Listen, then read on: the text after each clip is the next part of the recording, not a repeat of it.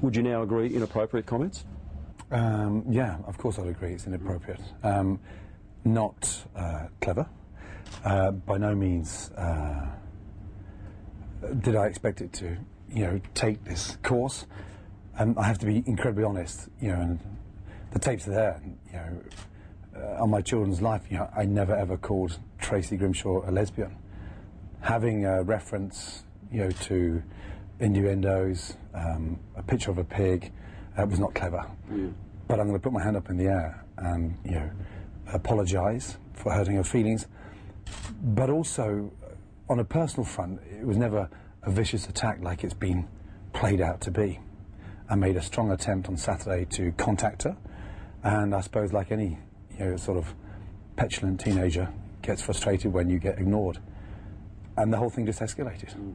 It was done in a joke fashion, and it was in conjunction with, an outbreak of swine flu. I felt ill when I first arrived here, and I had a picture of a pig that wasn't anything to do with Tracy, but there's a cross-reference to it 2 minutes later.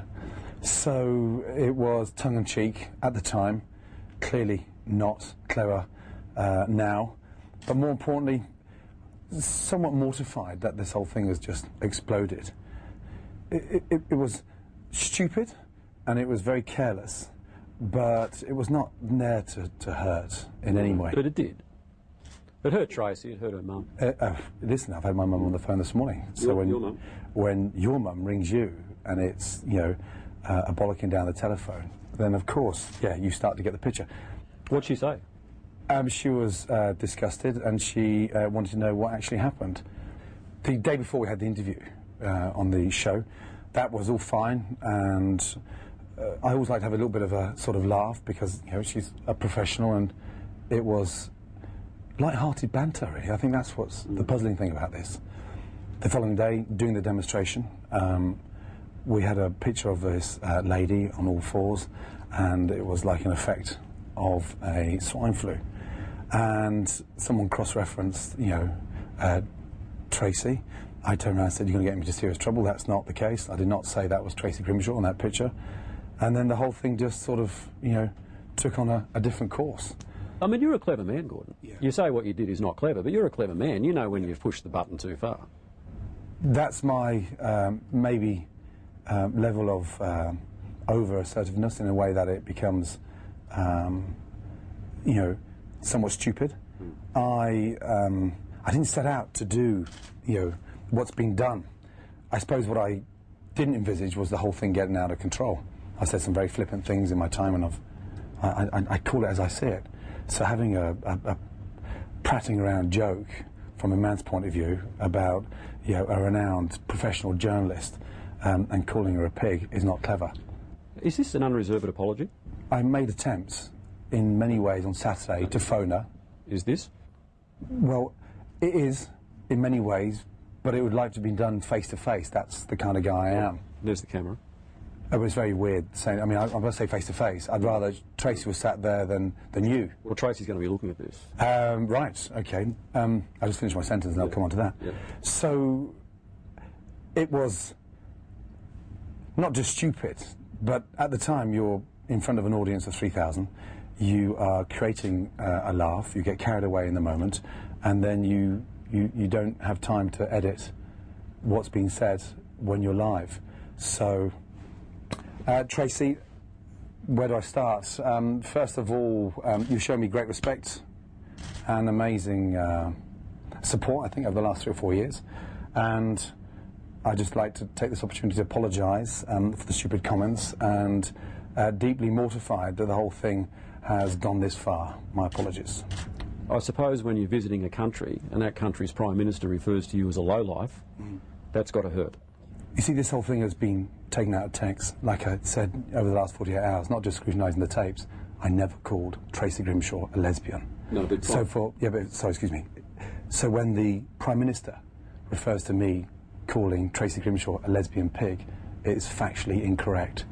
Prime Minister, Deputy Prime Minister, Federal Health Minister. Oh, you don't need to go down. When you hit the Prime Minister, trust me. You get the message from our pollies and the public. Listen, I'm not smarting on this. I said to you, whether it was a bouquet of flowers, which sounds a little bit creepy. I wanted to talk to Tracy face to face.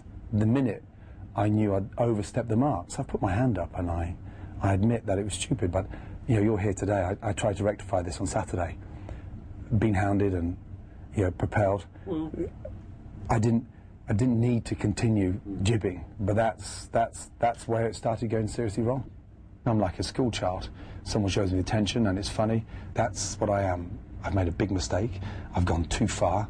If any of you guys had called my wife a pig, and it was in front of me, I'd punch your lights out. And I am deeply, deeply sorry for the hurt that's been caused, and I accept full responsibility, and I want to put it to bed. Is humble pie normally one of your specialties? Humble pie is something that, from this day on in, is something I'll be eating for breakfast for the rest of my life. One final word now on all of this, and believe me, it'll be brief. I didn't expect Gordon Ramsay to apologise. I didn't ask for it, and I didn't think it would help. But it has, and I accept it. I told him that in a phone call he made to me just a short time ago. The reason I didn't take his call on Saturday was that he was insisting through third parties back then that it was all just a joke, and I really wasn't interested in debating the toss with him on whether or not I had a right to be insulted. I didn't believe an apology was on offer that day, and his escalating attacks over the next couple of days convinced me that conclusion had been right. He told me today he kept sniping because I hadn't taken that call. I believe it's taken a lot for a bloke with Gordon's sort of personality to turn around from all that he's said in the past 4 days and offer what he has today, and I appreciate it. Finally, let me clarify something that I feel is important. In all of the insults that were flung around during these days, the insinuation that I was gay, whatever word was used, was not one of them. Some of my best friends are gay, and their homosexuality is as irrelevant to me as my heterosexuality is to them. I addressed it on Monday night purely because I wanted to rebuke him for taking a potshot at my private life when his had been so clearly off limits. Our conversation today was polite and genuine, and I'm glad of it. I really don't plan to say any more.